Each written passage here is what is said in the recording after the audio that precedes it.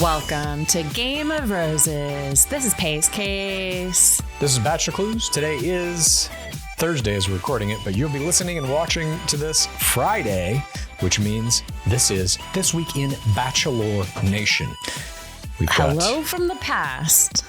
That's right. Time doesn't exist. It's all one big thing. Just remember that. We will be recording this episode forever, and we have never recorded this episode. Today, we have got a lot of news, a lot of parasocial plays. I personally have a scream that I think you'll be interested in. We're going to get to all that a little bit later. Your screams, I feel like, have been escalating lately at a pace I'm not comfortable with.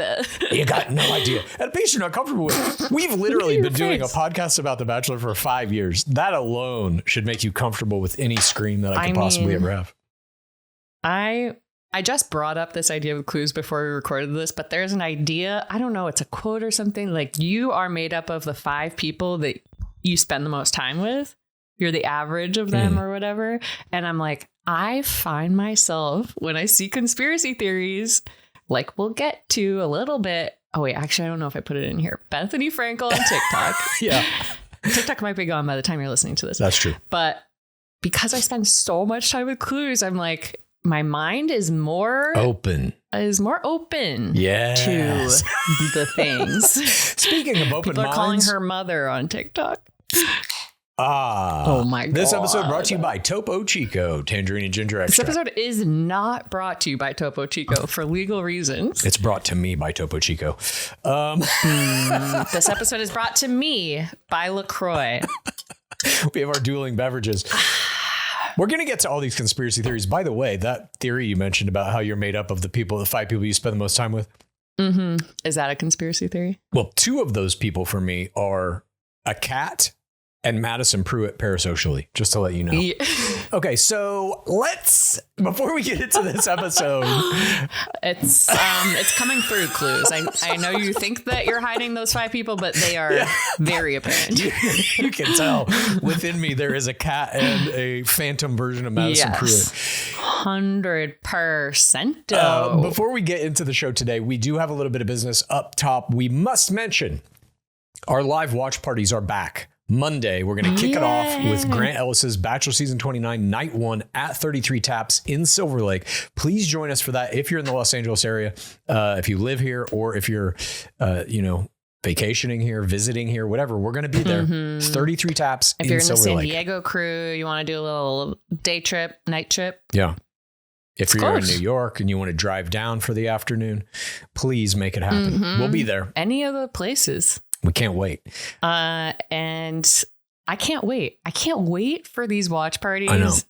This season's going to be absolutely insane. Hopefully we get screeners again. Yeah. I think we will. But Grant's season, I feel like I get more and more excited each year. I don't know how that's possible, given everything. I agree with you, but there's been a steady escalation in the professional era of quality of players, specifically in The Bachelor. The Bachelorette, still you see like 1 or 2 strong players per season. You see some giant errors like Devin Strader, but Bachelor, those player pools are getting better by volume and better by skill level, I think. And this is just going to be the next step of that. You're going to see the best play that you've ever seen, I think, maybe in the history of the game, happen in this season. We'll see. I can't wait. I mean, we are doing the Instagram breakdowns for all the players. We put part 1 out on Tuesday, and we will have the second part. No, wait, have we done both? No. The second part will be out next Tuesday. And my face, just when we went through like the first 2, I was like, I'm not ready. I am not ready for this. I know. They're very good. We should also mention, speaking of our YouTube, where you can literally watch us looking through their Instagrams, you can look through all their pictures and videos and stuff with us as we did that. January 27th, we're going to be launching our YouTube membership, which is going to allow you to get all of our YouTube content ad-free And you're going to get access to our live shows every Monday at 4:30 p.m. PST. You will not get all of the exclusive content that is on our Patreon, which is the Palapas and the Clues Corners and the access to our Discord and all of that. But if you're on Updated YouTube already, too fast to keep up with. Indeed. If you want to watch these shows along with us, you got to go to Patreon. But if you just want an ad-free YouTube experience, there will be a YouTube membership coming January 27th. We also must mention that we are going to be starting pre-orders for a brand new beverage called Game of Rosé. You heard me correctly. Game of Roses is going to have its own wine. We have partnered with Styrene Vineyards in Oregon. Colin Styrene and his dad are both members of the Pit, and they have made this incredible wine that is going to go on pre-order February 4th for patrons only. It's going to be on pre-order for a week. And then after that week, we'll open it up to everybody. If there's any left, it was made in a limited quantity, but we're super excited February about this. 4th. We wanted to make sure that every barrel was stomped by Bachelor players with their bare feet. So that's why there's a limited quantity. We call it wine. We call it wine. All right. That's all of our... We call it sour grapes. We should have. That's a bad name for wine, but it's kind of sour fitting. grapes is like a good sour beer wine. I wonder if Nick Vial would drink our wine, or if it's not sour enough for him. Let's end it. Should we? If there's rosé left. Yeah, if we have one bottle left, it's coming February to you, 4th, Nick Vial. though. Get on the Patreon. That's where if you want to guarantee you get the Game of Rosé, and I certainly do because I need it now. Yeah, if you need some wine, and I think you do. I think you do. Let's move on to our Game of Roses. State of the game. So, as Pacecase alluded to a little bit earlier in this program, TikTok may no longer be with us in a matter of days.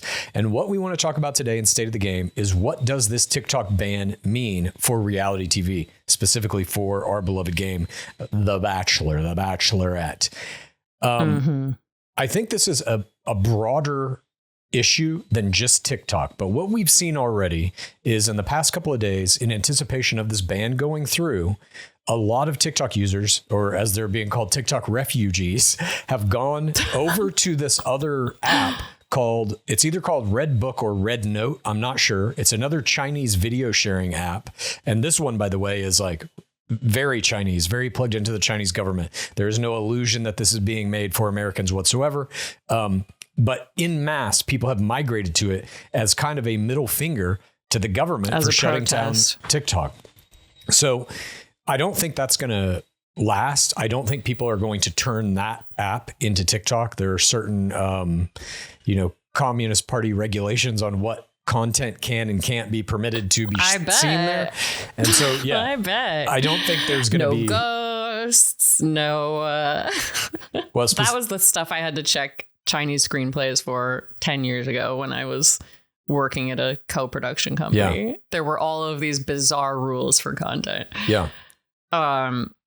It is wild what is happening. I am so sad that TikTok is going away because it is my favorite social media because of that algorithm, I guess. I have actually wept at some of these goodbye TikTok videos where people are posting their favorite TikToks and a goodbye to the community and stuff. And I hope that there is something that emerges that is the alternative. But it also begs these questions of why is TikTok getting eliminated? We give all of our data to China for all of our purchases and everything. Yeah. They've already got it. Everyone's already got it. It's 100% political. The conspiracy theorist in me really wants to angle in and be it's a consolidation of information media to essentially the Republican Party. And that is what you're seeing now. Obviously X, which is owned by, it's formerly Twitter. FKA Twitter. That is owned by Elon Musk, who is obviously very much in line with the current Republican Party. You also are now seeing Mark Zuckerberg. Musk is not Musk or Vask, for the record. Musk is literally Musk. Musk is not with Musk. With a K, not a C. Zuck is not Musk. Zuck is kind of Musk. I don't know. He's been working out. He does jiu-jitsu. But Zuck is also now beholden to the Republican Party in America. We've seen this past week, he announced there will be no more fact checking on any posts across any of his platforms. That includes Instagram, Facebook, Threads. Exactly. That's good. So I think that'll be really good for like a lot of things. Absolutely. It'll only help. Some really devastating things have come from Facebook, like genocides. And 2016 I election. think if there's less facts, I think that's going to be really healthy. It definitely will not be. But I think what's happening generally in the social media landscape is you get rid of TikTok, which is the only one of the big social media platforms that is not now completely aligned with the current government that sits in Washington, D.C. So the fact that you have the other two big ones, which is Twitter or X, however you want to call it, and all of the Meta suite of social media platforms, Facebook, Instagram, Threads. What's that? You did a big one. Oh, you guys really did a big one over at Kazam or... Wait, what? Leah Kateb? I don't remember what you're talking about. I'm that's sorry. Like one of her famous phrases. You guys did a big one. Oh, you guys really did a big one. I see. Over there. Yeah. These social media platforms are now going to be conduits for propaganda that is in service of essentially strengthening the current regime in power. I don't know what that means exactly for social media as it relates to reality television, because when you go into reality TV, if you pop off, if you become a Leah Kateb, if you become anybody who has 1 million or more Instagram followers, that's your job. Primarily, that's how you're going to make money, is through SpawnCon. If there is a mass exodus away from these social media platforms, now that TikTok looks like it's going to be gone, that, by the way, is a huge revenue stream for a lot of creators. That's just removed, eliminated. Gone. All of those people don't have jobs now. Right. All of those small businesses don't have the way of reaching people. Except for Instagram. I think you will see people going back to Instagram for a minute, but I also think the people who are on TikTok and don't like what's happening are going to be a little hesitant to go back to a social media platform. I don't think that is controlled by the current White House or the incoming White House. That is the interesting thing about this, like, consolidation is like, is it going to be your social media just is your, we're only going to see insular social medias, and you're going to have to decide, are you making social media on the right wing one, or are you making it on the left? Are you making it on both? Right. Well, but there is no left wing one. That's what I'm saying. I mean, there's the Twitter alternative is Blue Sky. The guy who made Twitter made this one, and it's kind of like it's Twitter basically, except it's a kinder, gentler Twitter. It's more left leaning. That said, there is no left leaning Instagram. There is no left leaning TikTok. And I think, like, if you can look at X, I've remained a user on X for the whole time because I'm very curious, especially after Elon Musk bought it, to see like what it became. Big confession. Thank you. I still have a login through my other podcast just to check. I had to check it during the fires. Sure. It wasn't actually that helpful. So I'm going to delete it. It's basically become a channel through which Elon Musk promotes his own tweets and ideas. And that is it. Most of the people who are left... I tried to block him and his posts still show up. Exactly. You can't. And I think the same is going to be true of Instagram and of Facebook. It's going to be whatever the powers in control in Washington, D.C. decide should be news will be promoted over everything else. So what that means for reality TV... all the powers that be. All of you. I respect you all. Oh, wow. And love you and will be loyal. Whoever it is. I will not be. Whoever is my spy listening to this. That's been a big thing. People saying hello to their Chinese spies on TikTok. Right. But it's very interesting what is going on. It is. Social media in this country is about to drastically change. And how that's going to affect reality television is still kind of up in the air. But I suspect you're going to have... You'll have to have this attitude that you kind of like dismiss that part of it if you still want to make money off it. And you're going to be like, whatever, I've got 2 million Instagram followers. I'm going to keep doing my Doritos SpawnCon or whatever it may be. It's like, it's still going to be a viable way to make money. But I'm also curious if advertisers will care about it. We're already seeing a kind of move. Advertisers have cared about Twitter. They all left. Exactly. And so if that becomes the case, then it's like, where do these big brands advertise if not through influencers? And the influencers are going to have to create, like, go on whatever the new one is and build that platform up all over again. Yeah. But that actually maybe, like, I can see in the very near future, some companies are going to make attempts to issue alternatives to these, what are now essentially Republican social media platforms. And I think one of them might take hold. It has to be good. And the thing about TikTok is that algorithm. When you're scrolling through, it just, within a matter of like maybe an hour, it knows exactly what you want to see and it gives it to you. That algorithm is unrivaled. The Instagram Reels one is nowhere close. The YouTube Shorts one is nowhere close. That is what has to be replicated. And I don't know if that's possible because it's proprietary and no one knows how they did it. But we'll see. There's got to be someone, like, I just don't see how that could stay secret. But I have been surprised that Instagram's algorithm hasn't gotten better. I would think they have all the resources to, I don't know, spy, whatever they do on at these companies. Yeah. Look how conspiratorial I am now. I'm thinking they're all spying on each other. They are. To be fair, that's not conspiracy. Like, I have friends who work at some of these companies at certain jobs, and they're not allowed to, like, open their computer anywhere public, and they have to, like, be really secret, like. So I guess it must happen. Yeah, it's fascinating to think about how, there used to be reality TV before social media, obviously, back in the early 2000s. But by the time Instagram was around in, the 2011, 2010 era, you started to see influencers coming out of Bachelor, Andy Dorfman, Caitlin Bristow, what have you. I guess they were a little bit later, the 2013, 2014. But that may not be the case. Canetti. If generally speaking, engagement across all social media starts to dwindle because of how politicized it's going to become, it may no longer be possible to be an influencer unless you are a right-wing influencer or a Christian influencer. Madison Pruitt, you'll be fine. You and Grant Trout will be just fine. I don't think influencing is ever ending. I don't think so that either. Will be I'm just saying in terms of like, it's a choice you're going to have to make. We might get to a point where if you want to come into a reality show specifically to become an influencer, you have to kind of already have a pre-plan in your head about which platform you're going to be on and how much of the kind of political element of it will you accept or not accept. I don't know. We're everyone's going to go into their own little billionaire camps. It's going to be like all the billionaires at the top, and you just like pick which one you want to do your stuff. Social media in this country has traditionally been a place where you can get kind of on the street type news, things that you could like trust as being real.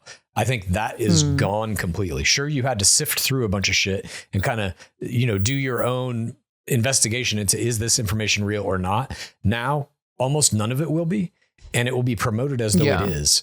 And I think that's that Hollywood strange place to sign on fire was spread so much, that video. Yeah, that AI image. Yeah. And so when you have that video, and now nothing is being fact checked. There is no little banner that says this is not factual information anymore. It's just going to become true, whether it is or not. And people already believe the stupidest shit you can imagine. Yeah. It's going to get even stupider. I can't believe it. I agree. Wild. I agree. We are entering kind of unprecedented times in terms of, the United States is essentially entering into an authoritarian era. And the first kind of pillar that usually authoritarians use when they take over is to take control of the media so that all news narratives are controlled from the top down. That is what is happening currently across all social media. And time will tell how bad that gets and what the effect is on reality TV people using social media to make a living. I'm just fascinated by what we're about to enter in terms of that. I mean, I wouldn't be surprised, like, the numbers have been dwindling. The engagement has been dwindling on Instagram. I wouldn't be surprised if there is like a movement to shift over to something else. And they're like, oh, actually, I can get more eyes on this if I go to whatever, because Instagram's totally, they're out. You can't like grow on Instagram, like that's really difficult to do. And TikTok was kind of known for that, of like, you just need to make good content and you'll grow eventually. Well, not to mention now, though, that the owners of these companies are like literally aligning with a political ideology that hadn't really happened before. In the 2016 and 2020 elections, there were like Yes, calls for you to have fact checking on Instagram or whatever, all these kinds of things. And certain technological measures were put in place to, in quotes, assure us that that was the case. But as soon as Elon Musk aligned with incoming Trump, it was like, oh shit, the owner of one of the biggest social media platforms in the world now aligns with an authoritarian dictator. Now Mark Zuckerberg has done the same thing. So you have to assume all of their products are compromised completely. Happy January, everyone. Hope you enjoyed this state of the game. We wanted to take a moment away from the fires to just, go to a jovial, lighthearted topic. I mean, we can't not talk about it, though. It's like, it's going to have such a big impact. I did not believe it was true. I was like, well, someone will buy TikTok. Like, it certainly is not actually going to go away. Well, and now I'm like, oh my God, this is... I've heard that there are plenty of buyers who have the money, one of them being Elon Musk, but TikTok is like, nah, fuck you. We'll just turn the lights off. See how your citizens like that. Interesting strategy. It is an interesting strategy. I'm just hoping for some boring times ahead. I always think, Chad, this week I thought about, I was an early adopter of online dating, and I did OkCupid, and there was actually that's still around. There was a question on there that was, would you it was supposedly an algorithm for getting you together if you align on these things. And one of the questions I think about during all of these disasters is, do you want interesting things to happen or good things or boring, non-interesting thing or good things to happen or something like that? And I was like, why would you want interesting? That's yeah. There was a question I remember when I was into online dating, when I was on the apps. I think it was OkCupid or Chemistry, one of the two, old school. It said, in a certain light, do you think nuclear war would be fun? Yes. Yes. And I was like, huh? Too. Who the fuck It was right next to that question. Yeah. I was like, anybody who says yes to that question, I don't think we're compatible. I just watched a video of a man purposely lighting a palm tree on fire this week. Jesus. I think it was real. Yeah. I can't guarantee anything is real at this point, but indeed, some people did come out and start more fires when the fires were going on, which is just okay, you just want anarchy. Burn it all down. That's a mental illness. Well, we will see what happens with regard to TikTok going away. Maybe the consolidation of TikTok users back to Instagram. Certainly the politicization of both Twitter or X, as you want to call it, however you want to call it, and all of the meta platforms. And certainly it's not the first politicization. Facebook has definitely played a role in elections before. Right, but never overtly this. The CEO of Facebook was never having dinner with the incoming president at Mar-a-Lago. That happened this past week, and he donated $1 million to him. It's they're all working together to basically control everything you see on social media. And I don't know how that's going to affect reality television. I suspect it may not, honestly. I suspect sports, reality TV, things of this nature, big celebrities, it may have no effect on how they use social media. I'm not sure. Yeah, I think it depends on how many people know this news. There's a lot going on. There's a lot getting lost in the interesting chaos going on right now. I hope everything works out. It will. And everyone and good things happen. My prediction is that there will be multiple attempts by multiple different companies to come up with a TikTok replacement. One of them will be good enough, and you're going to see that's what massive amount of people go to that. Give me a replacement. Because there are going to be people who want to leave Instagram only because of who Mark Zuckerberg is now and what is going on in this country. And I think if you have that replacement, then it's going to be a matter of will the US government issue a ban on that social media platform? I don't know. Hard to see it not happening. At this point, I agree. My right to an abortion has been taken away. I'm like, it's already apocalyptic what is going on. So TikTok is just the next domino to fall, I suppose. I don't know, but hope that all the influencers are able to navigate this time period. I think they will. I think they'll do great. Yeah. We'll see. If anything I've learned from this week, it's that life goes on. Life finds a way. Life finds a way, no matter what. No matter what. You figured out you could, but you never stopped to think if you should. Let's move on now to all those. So good. What tids. An icon. What? What an icon. Goldblum? Yeah. Yeah, he's great.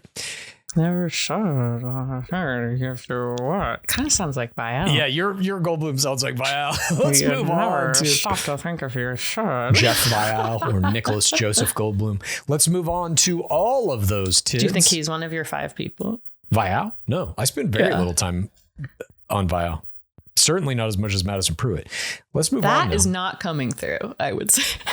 Well, okay. Maybe to me it seems like very little time because there was a time where I spent a lot of time with Vial. Okay, it's decreased. It's lessened, yeah. As I say that. I mean, you're buying his shorts, his used shorts. So I'm like, okay, well. I've also he's really kind of disappeared out of your life. And I've also put in probably about 70 hours on my highest level character on Path of Exile 2, who is named Nick Vial. Let's now Well, that can just be random. Some of my Pokemon I named after people that I'm no longer even friends with, but they're still my best Pokemon, you know? No, I created this character last week. Let's move on to all those tids that are fit to print. This is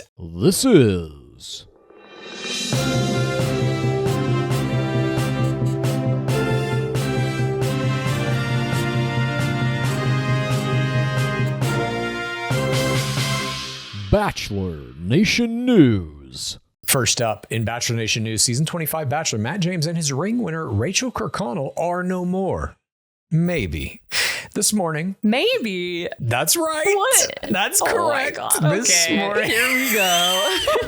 You're into conspiracy theories. I'm like, what are you talking about? The first sentence of our news is going to be fake news clues? Okay.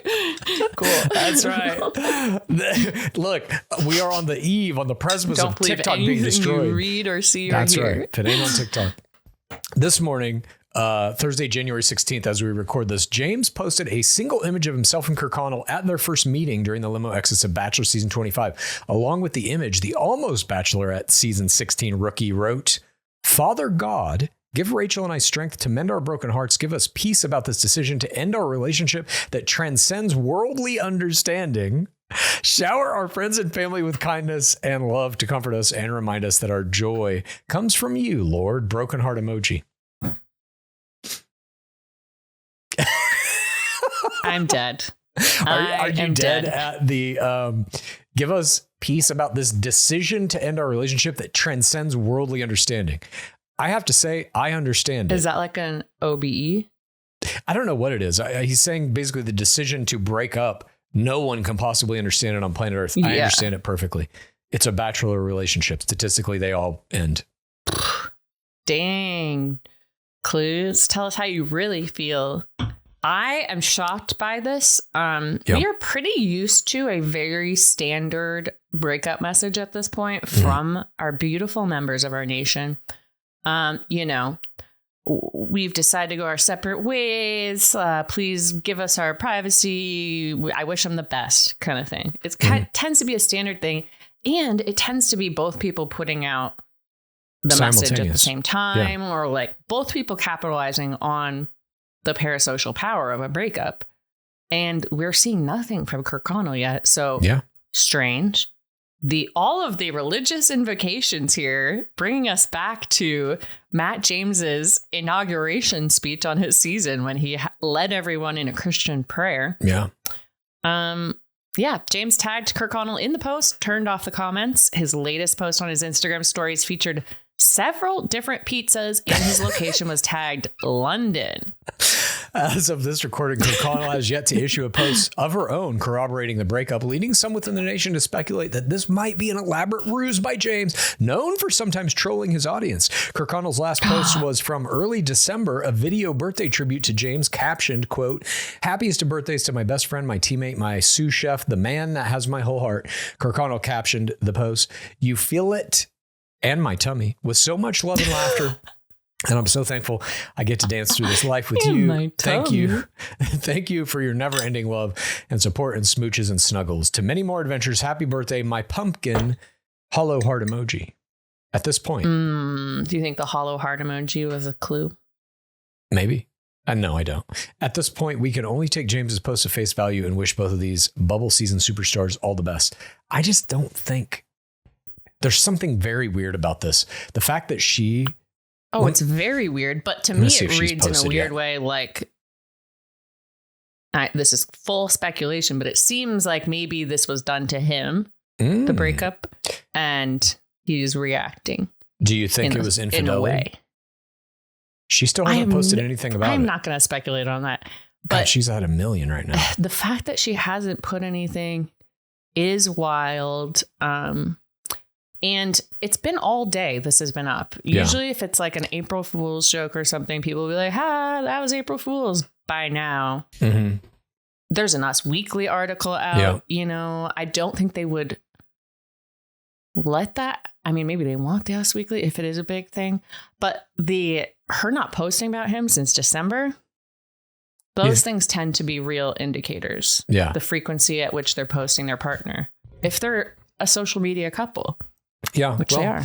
We'll keep an eye on the story. We'll bring you more updates as they unfold. Certainly, I think they will, whether this is a fake story. I wish them the best. I do too. With their real breakup. They went through some horrible traumas in service of our beloved game. Kirkconnell almost died, if you remember the skydiving accident that left her literally almost dead. That's on the deathbed reel. For sure. Just thinking about clues, typing Beautiful Mind style in the skydiving forums, trying to get answers. You have no idea how deep I dug, but I got the answers. I have an idea. Oh. I have an idea. I have a guess. Sure. How many hours? Up next in Bachelor Nation news, we go to the world of the traitors. Whoa. Is that a good coming? I don't think so. The traitors, welcome. I don't know what that is. I have no idea. Traitors, welcome to my castle. It's like Count Chocula. This news does contain a spoiler about last week's game. So if you haven't watched, and I would say that's a big life mistake you're making, skip ahead a few minutes. The news we have to deliver is sad news. 4, 5, 4, 3, 2, 1. All of the Wells Adams fans out there. Wells was the very first player eliminated at the first roundtable, as predicted by Bachelor Clues. Congratulations on that one. With the outstanding performances by Season 22 Bachelor Ari Lyondike Jr. in Trader Season 1 and Season 24 Bachelor Popeye Peter Weber in Trader Season 2, Wells Adams and Gabby Wendy had some big shoes to fill as this season's representatives from our beloved game. And right out of the gate, Wells Adams proved he was not capable of even holding those shoes, let alone wearing them. Dang.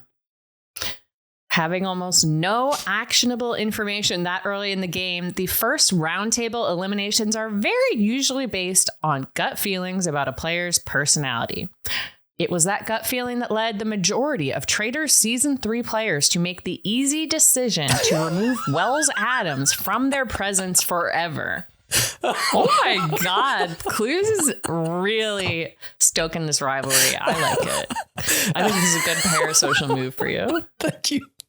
After his elimination, Wells took to Instagram to post a YouTube video of himself and the first player murdered by the traitors in that same episode, New York housewife Dorinda Medley, with the caption, quote, "Well, that was fast. Listen, I can stomach being banished, but how dare you get rid of an American treasure like at Dorinda Medley? Anyways, here's us giving out superlatives to a bunch of people who betrayed us." Now, Gabby Wendy is our only hope. We kind of knew that would be the case before the season even started. Good luck, Gabby. Make the nation proud. And you can find full coverage of that Traitors Elimination YouTube video right here at Game of Roses on YouTube, as well as continued coverage of this season of the Traitors and all of the elimination videos as they air throughout the season. I watched your Dorinda Wells one. Yeah, thank you. It was I love that they're doing that content. It honestly kind of should be in the show, but I agree with you 100%, but I don't know where you put it. You want to see those reactions. You're doing an hour-long show. You make every show an hour and 20 minutes, I guess. I don't know. Yeah, you'd have to make the show longer. And finally, because you can't cut anything. This season is so good. I agree. It's fantastic. Please join roasting Sandoval. Ugh. She was like, I know you're capable of lying, and that's why I'm voting for you. Sandoval has some wild play style. I just think he's not good at the game. But join me on our Patreon at patreon.com/GameRoses to literally watch every episode of Traders if you'd like. And finally, in Bachelor Nation news, Grant Trout, the billionaire Nepo baby husband of Bachelor Season 24 runner-up Madison Pruitt, claims he has never seen her season of The Bachelor. In this week's episode of Pruitt's podcast, Stay True with Madison Pruitt, the Chastity Ultimatum player asked the billionaire former Drake fan, have you ever watched a second of me on The Bachelor? His response? Never, not once, never, not one time, not on YouTube video, not one clip, no. That's a really good impression. Thanks. I thought that was an audio clip. The right-wing Christian power couple ended the video by both admitting that they sometimes forget Maddie was on the show. And she confessed, I'm so far removed from Bachelor World that I kind of forget that it even happened. Trout agreed with his Christian queen, saying, I totally forget, so don't apply that to your life. That has nothing to do with your life. That has nothing to do with our life. At the center of Madison Pruitt's rapidly growing Christian influencer empire is her 1.8 million Instagram followers, most of which she gained as a direct result of her time on The Bachelor. I want to say 1.7 million of those. Yeah, well, probably. Yeah, I think she was at 1.2 when she came off Bachelor, if I remember right. 1.2? Okay. Yeah. So she's put on 600K, Christian influencer style. All that said, I don't think she gets any of that. I don't think she gets Grant Trout without having been on The Bachelor.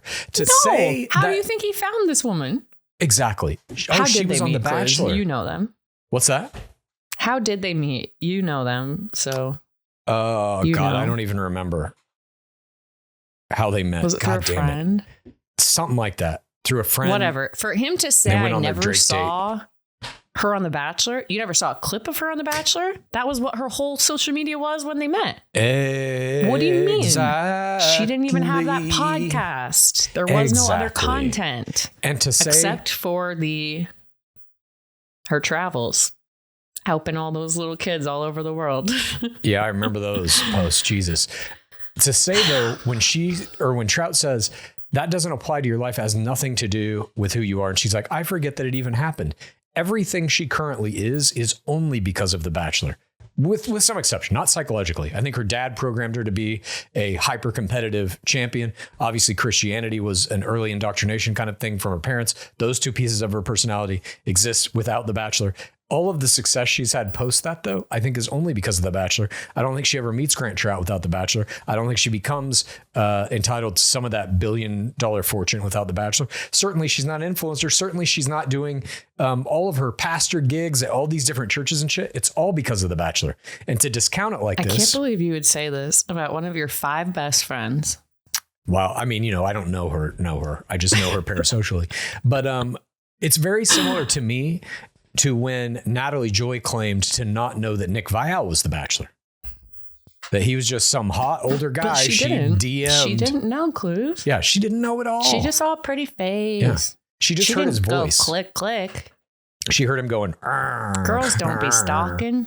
They never look at social media profiles. You just go one click, you see one pic, you're like, great. Exactly. Sign me up. And it's this idea that time to slide. Some of these players promote this idea that The Bachelor is like either in their rearview mirror or had no effect on their lives, or that's not who they are. Meanwhile, they have built empires off the back of their time in game. Viall has done it. Pruitt has done it. And they both kind of discredit the show in one way or another. He's actively recapping the show still. Yeah. At least Madison is talking about whatever. She's basically talking about being pregnant, being married, being a Christian. Those are her 3 main topics at this point. Well, pregnancy brain can make you forget too. Yeah, that's probably what it is. At any rate, those are the pieces of news we have. Now we're moving on to gains. Oh, we did that out of order. Now we're moving on to This Week in Gains.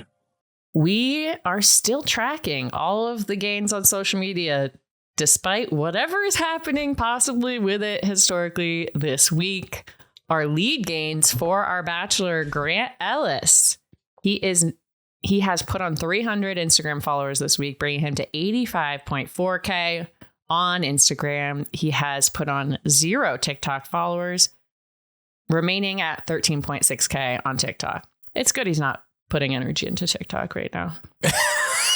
Yeah, neither is anybody else in the follower category. I think that really is what it boils down to. It's like, there ain't anybody there to follow you, dude. They all left. They're on Red Note talking to their Chinese spies. Let's move on to the top Instagram gains chart this week. We have Kaylee Henrik coming in 5th place with an additional 194 followers. Allie Joe Hinks put on 253 Instagram followers this week in 4th. She's the boxer. Yes, she had a good social media. She did. They all did. Alex Godden is in 3rd place with plus 255 to her follower count. 2nd place goes to Natalie Phillips, who put on 323 Instagram followers this week. And at 1st place in gains this week is Juliana Pasquarosa with a gain of 430 followers. So our top 5 Instagram chart for the players of Grant's season is as follows. 5th place, Parisa Shifta at 11.7K on Instagram. 4th place, Bailey Brown, 12.2K. 3rd place, Alicia Gupta at 14.3K. 2nd place is Carolina Quijano, 16.7K. 1st place, Rebecca Garrett, 31.3K on Instagram. That's respectable starting. The top 5 are all over 10K. I don't mind that. And now let's talk about mind that at all. TikTok, maybe for the last time ever. We don't know. By this time next week, will tell. It may not exist. But some people are still gaining on TikTok despite everything. In 5th place. Sorry, go ahead. 5th place, Natalie Phillips added 71 TikTok followers despite it all this week. And somehow Carolina Quijano found 100 people still using the app to follow her. Janae Squires Horton in 3rd place found 112 people to follow her. Alex Godden had 271 people fire up the app and pretend like it's still going to be here next week. Radhika Gupta gained 300 pre-TikTok refugees this week. And that top 5 TikTok overall chart starts with Rose Somke in 5th place with 3,568 TikTok followers. 4th place, Carolina Quisano, 11.7K. Christina Smith is in 3rd place with 12.3K. Bailey Brown's in 2nd with 17.7K. And at the top of the TikTok chart for potentially the last week of the TikTok chart is Alicia Gupta with 24.1K. And that wraps up gains. We should mention once the show starts airing, which is just in 2 short weeks, we will be covering also the ratings of Grant Ellis' season episode by episode during gains. So be sure to check that out. Now let's move on to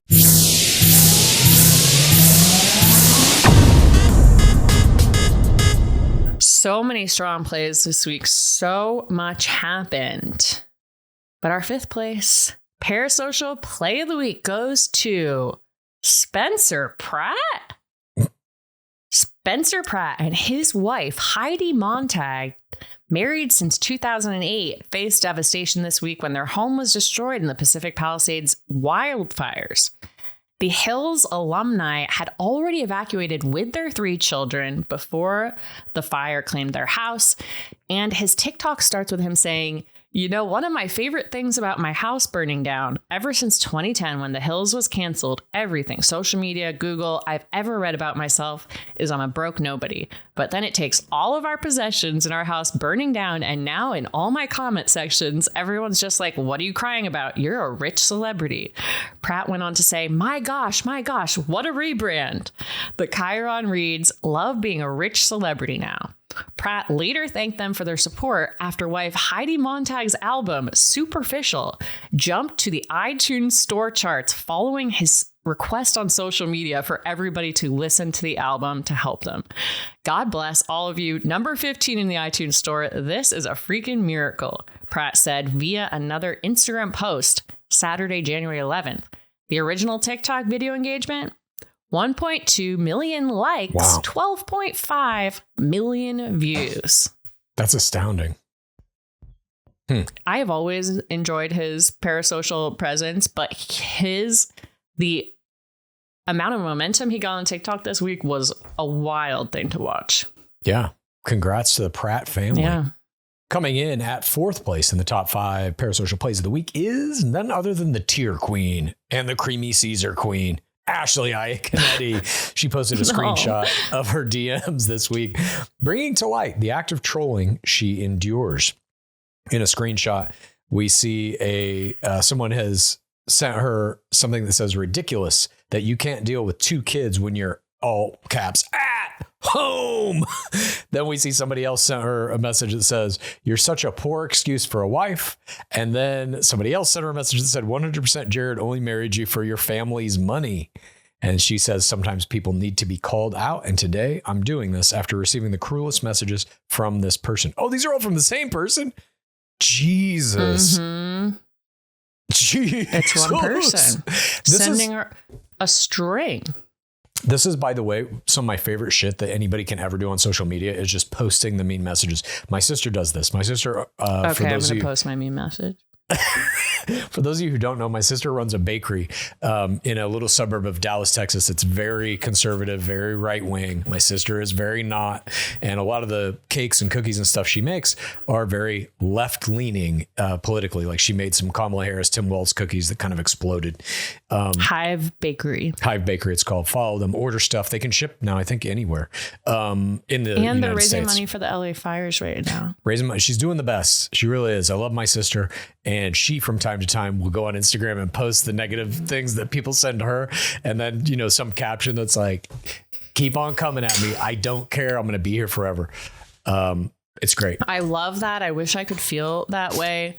I liked that Ashley posted this because it's like, you think you get used to it over that long a period of time, but you don't. And you can try to insulate yourself. I know she turned off tags. She's had tags turned off for years. I got a series of messages this week during one of the worst weeks of my life. Yeah. And you can only comment on my Instagram if you follow me. So you have to follow, this person followed me to then comment all this shit on all my posts. Curious, how are you even a thing? As AF, you rarely get more than 35 hits. Another one, yikes. Another one, you look so familiar to me. Oh, I know. The statues on Easter Island statue emoji. Savage. It's so mean. I am now thinking, I know what I can imagine what state a mind has to be in to send one of these messages. But I am never going to stop thinking about looking like an Easter Island statue now. I mean, we all do. They're made after human heads. I think that... Thanks, Clues. Thanks for the support. No problem. I look like one too. So does everybody. I don't know. I mean, to send a message like this, generally speaking, I would say people who send nasty messages on social media to people they don't actually know, they have something in their own lives, some insecurities, something that hasn't been validated properly for them. And it is generally speaking a projection of whatever they're feeling internally onto someone else. I would take. You think a statue sent that to me? In fact, I guarantee that person's not even a person. It is an Easter Island head trolling me. Yeah, I think that's what happened. It's like that movie Hot Frosty. An Easter Island head came to life and sent you that message. That's there's your movie. There it is. There's your movie. No, I appreciate Iaconetti still calling this out. And I think it has to be called out because it's just like, I don't believe in you know what you signed up for in order to like make any type of content or make any type of art. Like, I don't think you should have to endure this ridicule that like I've been basically not even opening my messages because I'm trying to avoid seeing stuff like this written to me. Mm-hmm. It sucks. It's just a part of humanity. That there's a part of humanity that I think some people get trapped in these psychological spirals where they, for one reason or another, have a parasocial relationship with somebody that they don't like. It's like a negative parasocial relationship. You think that person listens to the podcast? I don't know. I mean, I don't know who the person is. I have no idea. But they came across your Instagram clearly, and they feel some type of way about it. It's just a part of human nature, I guess, is that some percentage of people who engage in parasocial relationships will do so with negative impulse, and that they have a competitive enough kind of instinct that it makes them want to lash out at that person. Mm-hmm. Well, I wish you all do all the best. I hope everyone has good things happen in their lives, even the trolls. Our third top parasocial play goes to Dancing with the Stars, Sasha Farber. This, what I'm calling civilian paramour of Jen Tran, bought Jen Tran a piano this week, which he documented via Instagram Reel, in which Tran plays a slow melody, stroking the piano keys. The caption reads, "I surprised Jen with this little piano because she told me how she misses playing, and now I can't get her to stop." 5 exclamation points. 54K likes for this video, 1 million views. Damn. Yeah, be careful. Jen, you're performing piano for 1 million people. That's wild. That is wild. Be careful if you buy anyone you live with a musical instrument. That's all I'll say. Coming in at second place. Is there a musical instrument in your home? My computer. I got a little keyboard. I bought these things for myself, and still it's to the detriment of everyone else in this household. Wasn't even a gift. I think that when people gift like little kids like drum sets or whatever, I'm like, you are totally attacking the parents through that gift. No, I mean, I basically have to live with headphones on at this point so that I don't ruin the lives of the other 2 entities that live with me. Maybe 3 entities if we're talking about my astral projection friend. Has the entity returned? No, I'm constantly asking that. Clues. But I told you about this. I had my first there are steps, I guess, to the way of having an out of body experience. My apologies for this small tangent. And one of them that I've read about kind of constantly is you get to a point where you're in the trance at a certain state where you can feel your body like vibrating or like energy going through it. And I was like, what the fuck is that? I've never had anything close to that. That happened a couple of nights ago. Whole body just, and it got like super warm. And then I was in a trance where I was just like seeing random images and stuff. And then I saw this glowing geometric tunnel kind of open before me. It was fantastic. I can't wait to do that again. Our second place. I can't believe you're 1/5 of my personality.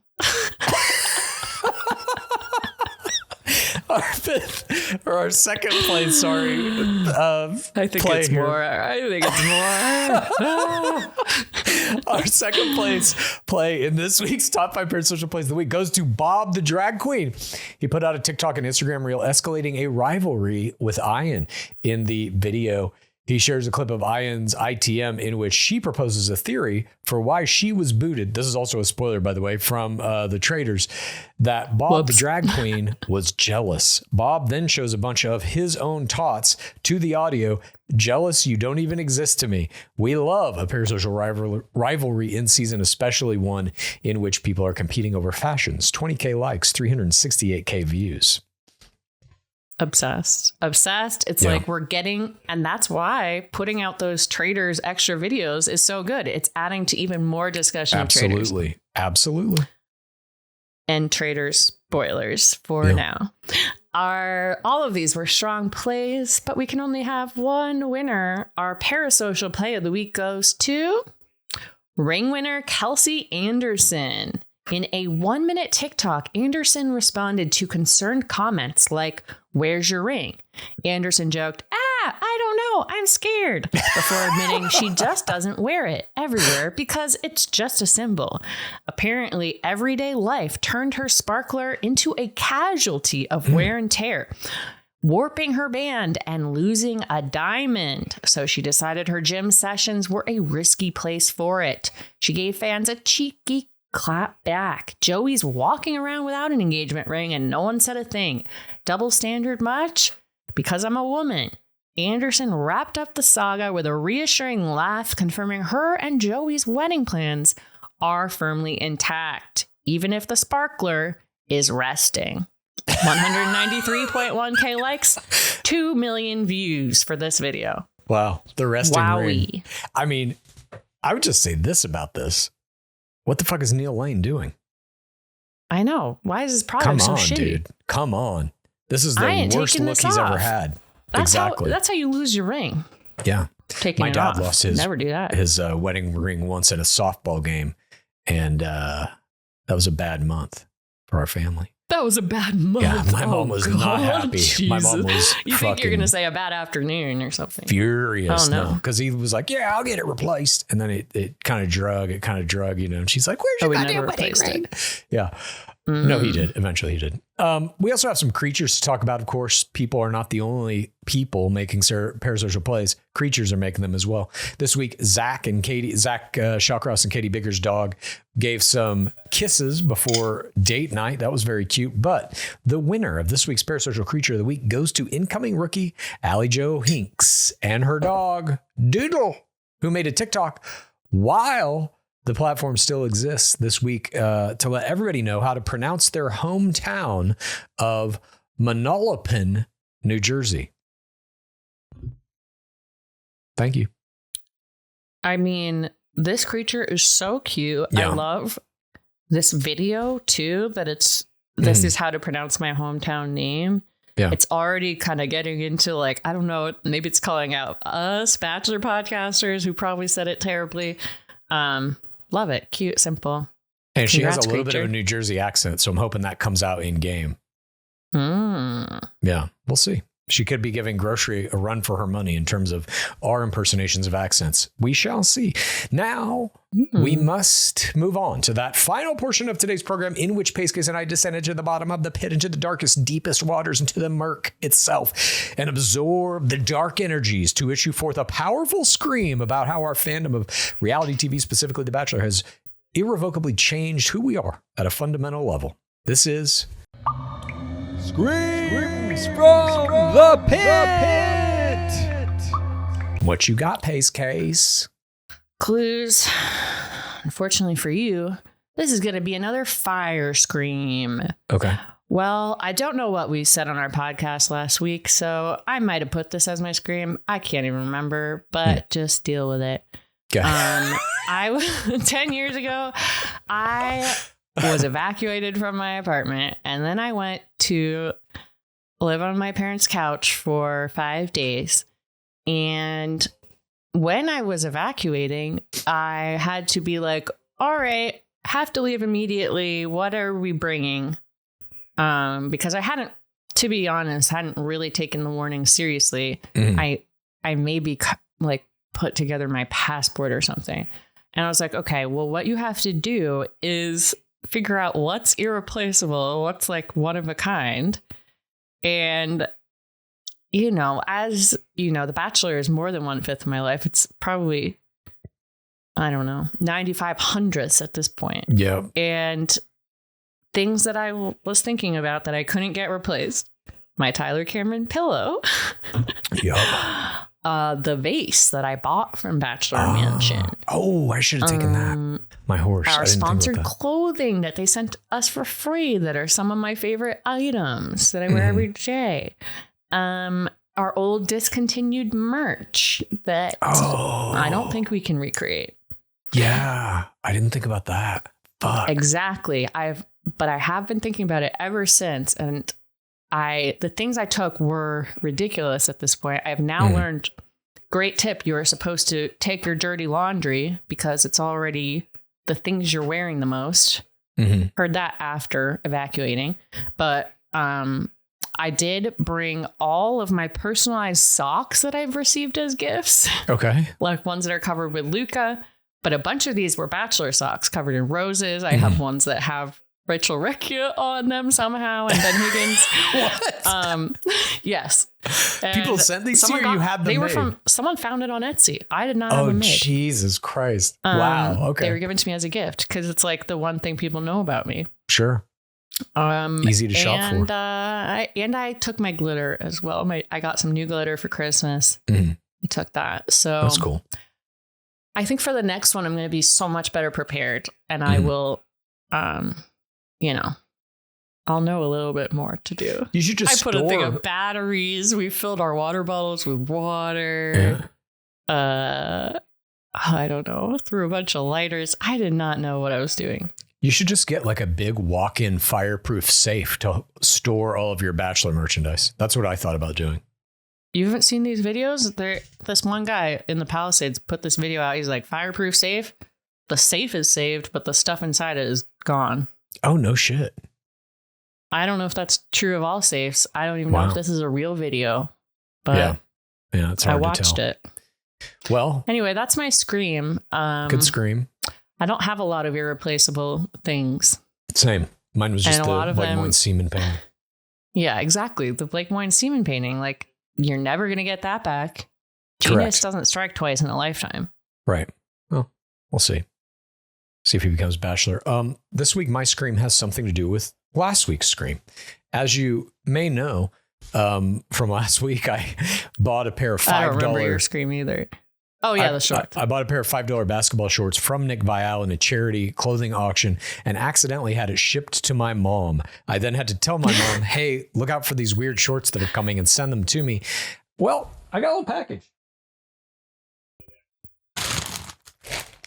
This is a package. Stop. That I is love from, the wrapping. Yeah, bright pink. It's just a plastic package from one Mary Lou Colchin. I'm going to open it now and see what might be inside of it. Stop. What do you think? I did not know you were going to do this. Clues is surprising me. And I think this is... Did she just like relabel it? I don't know what's going on because on the back of it, there is a little sticker that says the Fashion Foundation, which is the charity that this auction was for. Put a tag on it. She didn't even open it? Oh, no, I'm sorry. She retaped this. There's tape all over it. So she did open this to look inside and then retaped it all back up. Because she held them up, didn't she? Yeah. Yeah, there's Scotch tape all over this package. Okay, so let's see what I have inside You're here. like, it's hard to say whether it's been opened before. Yeah. My dad is wearing them around the house. God damn it, give me those Vial shorts. All right, so I'm doing my unboxing now. This is what you get. You get a little thing. Your order makes a difference. There's a little card in here that talks about the deals you can get at the Fashion Foundation, et cetera, et cetera. We have my purchase receipt here. That's the charity, the Fashion Foundation? Yeah. This is my, I'll cover my parents' address, which is where I had it sent. But this is the order printout. It says Nick Vial's Closet, men's champion basketball shorts, small, $5. And the shipping was $7.95. That's what it says. How small? I don't know if you can see any of that. Just size small. Shipping more than the shorts. Yeah, shipping more than the shorts. And then we have that some doesn't seem like a smart business strategy. They came in, and look at that, ladies and gentlemen. Nick Vial shorts. I'm holding pristine. them in Bright my white. hand. Bright white. I won't be wearing these. I am going to get them framed, probably with this bill of sale. I think that's how it has to go. You gotta have the bill on there so that you know it's legit. Yeah, exactly. But that's it. That's my scream. I now have in my possession a pair of gym shorts that I believe was... What's that? You're not going to put them on and play basketball? Absolutely not. Absolutely not. Clues. Not unless I get in a rec basketball league with Nick Vial. That's my next goal. I have to find out where Nick Vial plays basketball and show up in these shorts and see if he notices. Does he play basketball? I have no idea. Maybe that's why he sold the shorts. He no longer plays. But that's my scream. I got Vial shorts. Thank you, Mom, for sending them to me. And thank you for Nick Vial putting them up in this charity auction for the price of $5. That's about where I would have cut my no, I would have paid hundreds of dollars for these. I thought you had paid hundreds. Yeah. Also, thank you to Mary Lou for that video she recorded of opening them and talking to you, because I loved that video and it really helped me. Yeah, it was fantastic. I can't believe I have these. I have a pair of his shorts. At no point in my life did I ever think I would have Nick Vial shorts. Now I do. we are not the only people screaming. It may seem like our screams are enough to go around, but they're not. We know many of you out there are also screaming. And if you would like to submit your scream to this very show, just go to patreon.com/GameRoses, get in the Discord. There's a channel in that Discord called Submit Your Scream, where you can upload a 1 minute or shorter audio or video recording. And our social media manager, Anya, goes through them all and gives us the best ones. Today, we've got one from Penny Like a Coin. Are you ready to listen to this pace case? I'm ready. Here we go. Let's go. Hi, everyone. My name is Penny, longtime pit dweller, first-time screamer. I won't say where as to not spoil the season, but I currently work as a news reporter, and the other day I was interviewing the general manager of a local car dealership. Okay. At the end of the interview, this man tells me that he's actually been on camera a lot lately because his daughter made it to the final 4 of The Bachelor.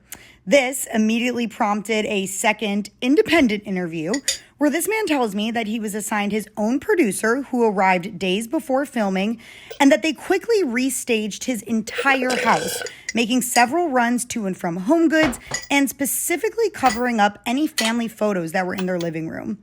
He says the producers also allegedly installed extra lights on his roof in preparation for a backyard scene. The man then goes on to say that he had to record him saying, "Grant, can I steal you for a second?" 4 separate times at 4 different camera angles. While this man described the 8-hour experience as fun, he said he was disappointed to discover he would get 0 unmiked time with his daughter, who he dearly missed. And while he did not reveal the winner, he did tell me that he thought Grant was a good guy with genuine intentions and that he's just as handsome in person. The pit provides. Wow. Absolutely incredible. Wow. The pit provides indeed. To get basically information before the season comes out of at least who this man is. So you know that this man is going to be a parental player. Absolutely fantastic. And this is what happens when you get in the pit. These people just start coming into your life here and there. You just start running into them. They're telling you these stories. This is fascinating. Also, that he was definitely breaking an NDA there to tell you how produced the hometowns are, that they're putting lights up around the house and you don't get to have a second of alone time with your own daughter that's not completely mic'd so that they can use it in the show if needs be. Absolutely I know how brilliant. you do it. How's Both that? sprint to the bathroom at the same time. You could do that maybe. Yeah. Sorry, we have to both go use the bathroom together. Put a secret door on the back of your bathroom that they don't know about so that they think you're just going in the backyard, check on the dog. No, you're going around the secret bathroom entrance. Yeah. No, this is a great scream. Very informative. It really is like reporting. I mean, it's almost a spoiler. I'm like, I hope no one says my dad's a car dealer in their limo exits. Exactly. We'll see. But thank you for your scream. And again, if anybody else wants to submit their screams. I feel like this person is not the father of the winner, though. I think the ring winner's father would be locked up. You think? I don't know. That's my prediction. Yeah, we'll see. I agree with you, actually. So it is a little bit of a spoiler. We'll know at hometowns with the car dealer dad. I mean, it's not overtly, but like, I don't know. A little bit. But maybe they're just like a loosey-goosey, whatever. Yeah, we don't know. I can't be tamed. Time will tell. But thank you, everyone, for joining us today. Thank you for that scream. Again, if anybody out there wants to submit a scream, just go to patreon.com/GameRoses, get on that Discord, send us your scream, and we will be back on Tuesday with the second half of Grant Ellis's Incoming Rookies, looking at all their Instagrams, all their TikToks for, will we 16? Maybe not looking at their TikToks, depending on if we can look at their TikToks. If TikTok still exists, we will check them out for sure. But thank you very much for joining us. And remember, I am the keeper of Vial Shorts forever and ever. And praise be Dark Lord Palmer. Please rate this podcast. Please review this podcast. Please get a friend to listen to us, and then please rate this podcast. Please review this podcast.